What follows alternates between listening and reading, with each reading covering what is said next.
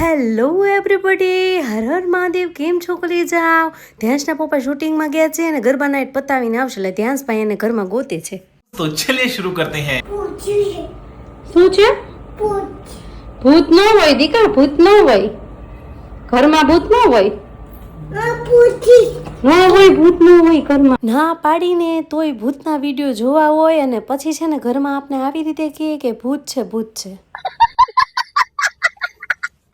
પછી તો ભાઈને લાઇટ ચાલુ કરીને બતાવ્યું કે જોઈ લે ક્યાંય ભૂત છે નહીં, અને હવે એવા વિડીયો જોતો નહીં. જોકે મને મૂવી અને સિરિયલ હોરર જોવી બહુ ગમે, એટલે થોડો ઘણો ધ્યાસની શોખ હોય તો ખરી ને. અને અમારા ધ્યાસભાઈ જો આવી જેવી તેવી જગ્યાએ ટોયસ ને બધું હંતાડીને બેસી જાય ને પછી આપણે આખા ઘરમાં ગોઈતા રાખીને પછી તો ધ્યાસના પપ્પા આવ્યા એટલે એ બેની મસ્ત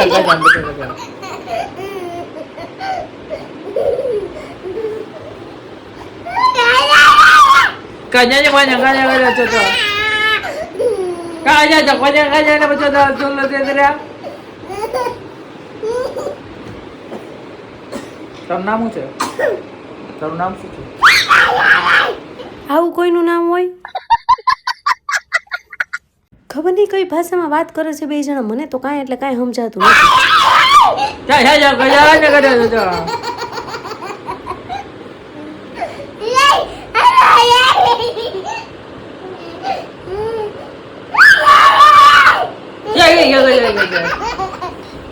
સવાર પડતાની સાથે પતિદેવને આજ તો કહી દીધું કે ચા તો તમારા હાથની જ આજે પીવાશે, તમારા બનાવી દેવી હોય તો ભલે, ન બનાવી દેવી હોય તો ભલે. એટલે પતિદેવે ચા બનાવી દીધી. તું માર બાપા આવી જાવ, તું તાર બાપા, હું માર બાપા.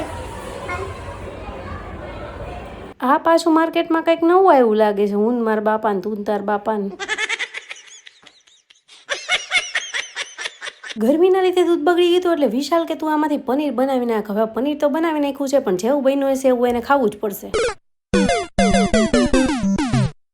હેલ્મેટ પહેરવાવાળાને હેલ્મેટ ગમતું નથી ને આને હેલ્મેટ પહેરીને ક્યાં જવું હોય છે.